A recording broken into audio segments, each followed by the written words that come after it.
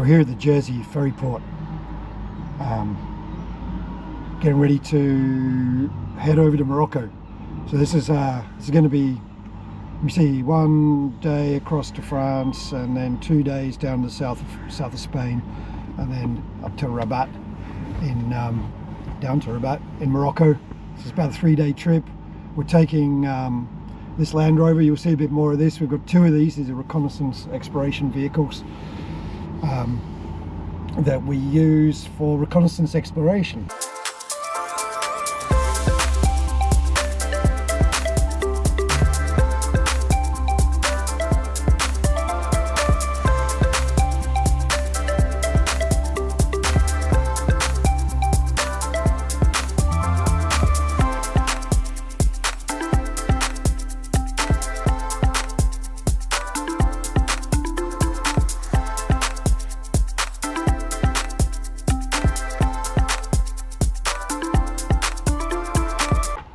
So we're near Tarifa, which is where the ferry leaves from tomorrow to go to, I don't know if you can see it on this camera, but that's Africa. The continent of, it's Morocco. The ferry terminal, Tarifa. I'm very early, as usual. 9 o'clock, it's about 7:30, and I'm crossing from Tarifa, Spain to Tangier, Morocco.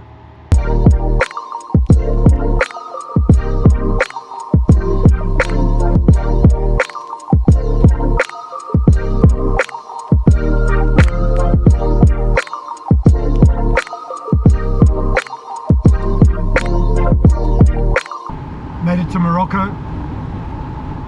So that was 4 nights all up, because it was a late ferry from Jersey. I stopped in just outside of Rennes, between Saint-Malo and Rennes, and then, so that's 1 night in France, another night in France, near the border, near the Pyrenees, near Bordeaux, and then 2 nights in Spain, the last night being actually at Tarifa, which is the ferry portal to Tangier. It's off to work down to La Aziza to locate some drill holes. And then the reason I've got this with all the camping kit is after that there's, let's see, about 10 days reviewing projects, and then probably another 6 or 7 looking at some specific localities.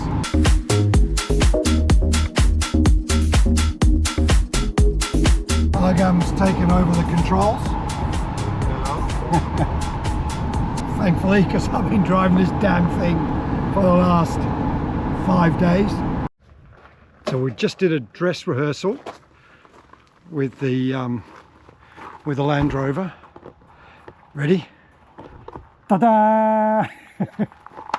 Okay, so all this packs inside, tables, chairs, nice little cutlery set. This rolls out, I mean, literally just folded out in a second or two.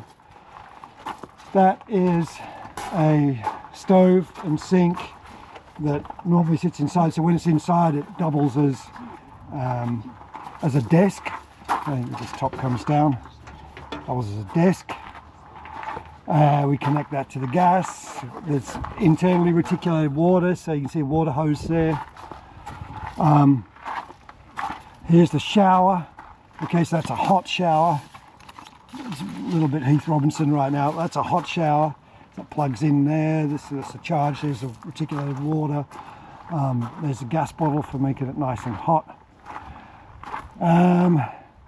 What else? So the fridge, which is inside there, you can just see the blue lights on it, and of course the alu cab on the top.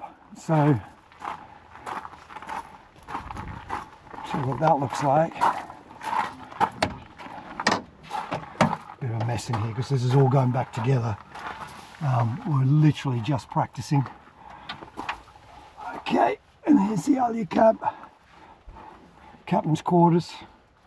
A bit hot up here just now, and so everything's running on solar at the moment, so we can see we're 100% charge.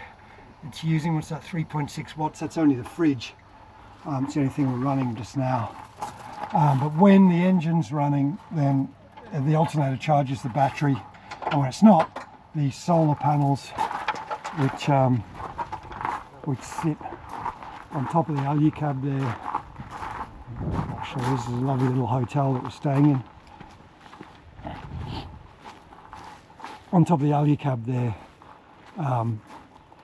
charge the batteries. Right, so this is home for the next couple of weeks of reconnaissance work. So we're going to look at some targets here in Morocco. Always messing around with the gadgets. Oh, I see, that hangs up there very nicely. I can see a couple of tagines cooked on this stove, right? Yeah? Yeah. Only we need like 10 bottles of gas because the tagine takes... Tagine with vegetable. It takes about how long? Like an hour? An hour and a half. Hour and a half. Yeah. Morning at La Laziza. It was beautiful and quiet, very still. But the dogs just started. There they go. Yeah, I've had that all night. Okay, I forgot the light for the GoPro, but we're underground at La Laziza. And we're looking at the shear zone, or part of it, that we're going to be drilling. Just see. Okay, so what you can see here is the black is carbonaceous shear, so it was a schist that was then on which then nucleated some shears. In between the carbonaceous schist are blocks of dolomite, and they're probably blocks because they were folded once during F1, right? So that with that S1 cleavage, before they were sheared, and so then a shear's come through, and it's basically picked up the carbonaceous units on the edge of the dolomite contacts, and it's put copper on those contacts, and then also within the dolomite, right? Yeah. Where chalcopyrite, you can see it just there, I think you can see it really well there, where it replaces these veins of dolomite. And when those veins of dolomite formed, I don't know, but my impression is that that was also during D1, so that was early, prior to the shear. Sorry, okay, that's better. Because what we're figuring out here is that this is going to be very difficult, and has been obviously difficult as an underground mine, but has got significant potential as an open pit, provided we've got the width and the strike. Mind you, we've got lots of strike of this thing. It's really down.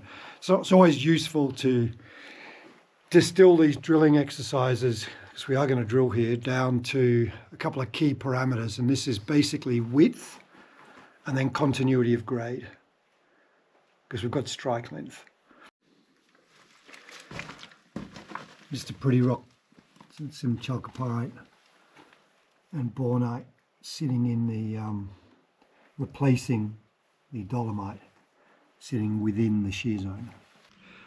I'm in a little guest house in rural Morocco, just south of Marrakesh, waiting for the guys to turn up. We're staying here tonight, then tomorrow we're off to start about 9 project reviews. So they're reviews of projects owned by local owners. So these are guys that, you know, might have run out of money, run out of ideas. 2 aspects I'm sort of familiar with, and are looking for a joint venture. So I'm waiting for the guys to turn up. Meanwhile, I'm just tidying up the landy and getting their shit together. So we're all getting our shit together. Yeah. So, crazy bastard. This guy's mad. Like, thank you very much. mad. Thank you very much. No, my pleasure. Absolutely my pleasure. Thanks, Mr. Tim. Beautiful Moroccan morning. We're in the foothills of the High Atlas. So on the southern side of the High Atlas, we're in, excuse me, we're in supposedly Paleozoic schists, so schistose rocks, and this happens very often. You know, we've been taken to a project here. Thankfully, you know, we're very grateful to be invited to look at these things, but it's very, very small. We've got sort of veins of copper, and from what we can glean, low-grade gold sitting in a schistose rock.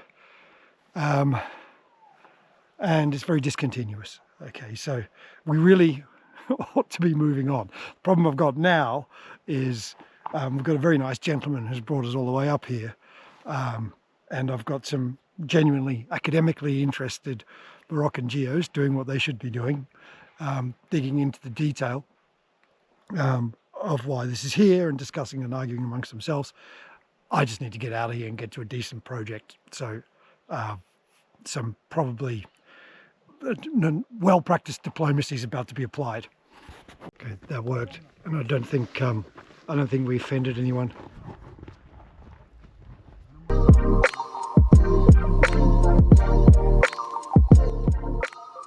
So this almost Martian-looking landscape is the upper Proterozoic of what's called the Anti-Atlas. So we're south of the Atlas Range. In fact, if you can just make it out, the very background there, that's the Atlas Mountains. And these rocks are upper Proterozoic, so they're rocks just below, well, apparently, just below the Paleozoic unconformity, so the base of the Cambrian, which is the time when they refer to as the Cambrian explosion. So which relates to an explosion of life on the planet. And so we're just prior to that, just below that Cambrian contact, and we're in conglomerate. And one thing that always stuns me about the Moroccan Anti-Atlas is just the extent of fairly undeformed. So you can see who's that? That's Saeed and Ahmed. You could see fairly undeformed rocks of this very old age. So this is an interesting one. We are pretty much right on what's called a non-conformity. So that's a contact between a foliated, so a older deformed granite and overlying sediments, which you can see. Actually, you can see the contact right there. So that creamy looking grey stuff, I'm sorry for the wind, I hope you can hear this, but the creamy looking grey creamy stuff is the granite. You can see the sediment sitting on top of it across here on the right hand side of this camera. And so there's copper closer than conformity, and that's a reason to come here, and it's a reason to initially get pretty excited. I'm not going to mention the names of any of these projects, and a reason to get initially excited, but and also I should say some assumptions made that the copper runs parallel to that layering in that sequence of rocks over there, close to unconformity. So that generally gets us dim souls sort of excited, because it means that that wind's annoying. It means there's potential for quite a bit of volume. Anyways, turns out that's not the case, unfortunately, and the copper here is sitting in some steep faults and breccia zones, some hydrothermal zones that for some reason are close to the unconformity. That's what we're trying to figure out, because it seems an odd coincidence.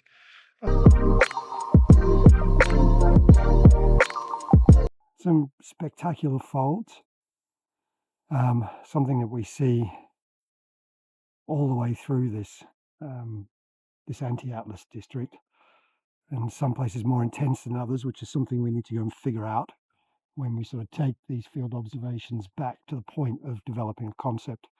So we're on a project here that we're reviewing. I don't really want to say too much. It's probably a little bit sensitive, given that this is probably going to go public. It's behind me. But we figured something out today, which I think is really, really important, just from some field observations, and which again, you know, this vlog series started out at least to be a series that was meant to be educational in terms of trying to re-emphasize the importance of mineral exploration, especially when we're in an environment of increasing resource demand and decreasing resource supply. Anyways, the thing is that, you know, there's just no substitute for this type of field work. Exploration is a very human endeavor. You know, we apply the best that digital technologies can provide us, and we're open to AI. Certainly, I know personally, having done this for over 30 years, what the limitations of that will be. But in any case, you know, it comes down to this. And today we made some really interesting observations, which I think will help us advance our exploration efforts in this spectacular part of the world. This is an interesting little occurrence. We're in this, I have been in this big sequence of folded stratigraphy, which you can see as we pan over here. And we've been finding hydrothermal systems in here, so systems related to hydrothermal activity, so veins and breccias and things like that. And we were looking for potential sources, and I'm sure there are many, but we just couldn't see any. But we happen to have landed on one this afternoon, which is this. And it's a very mafic, so that's dark, very mafic, fine-grained intrusion with a classic autobreccia on its contact with these limestones, and there's copper sulfides as well sitting in the autobreccia. Tiny thing, but sort of interesting from the perspective of where is this copper potentially coming from, sitting in this, you know, thick and often complexly folded sequence of stratigraphy.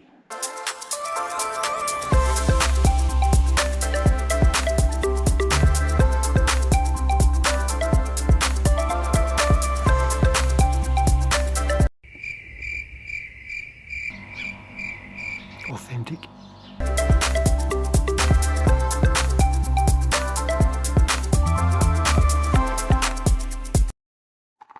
Some thin, discontinuous veins. See the quartz over there. Going across a fault zone. Not much use to us, unless there's any gold in it. So we'll take some samples and we'll tell. But on the road.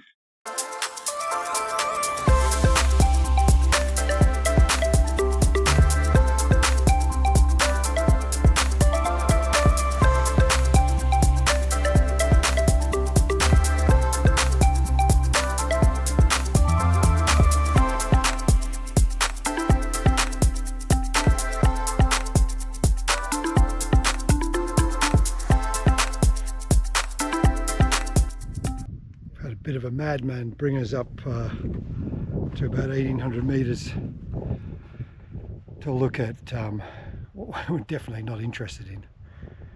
Just some barite veins with a bit of copper.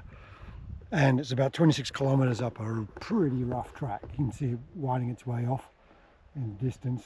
And we've got this storm coming in and a river to drive back down.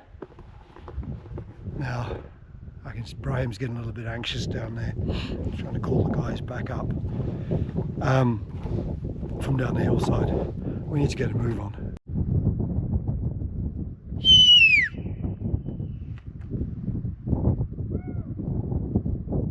We're going to hear a little bit about the Moroccan geos, what motivates them, why they're doing this job, what got them into geology to start with, why they enjoy exploration, starting with the PhD student, Saeed. Yeah, thank you very much. My name is Saeed. I'm a PhD student in structural geology, and I am lucky to join Royal Road Minerals team in order to visit to assist some project in terms of the mineralization.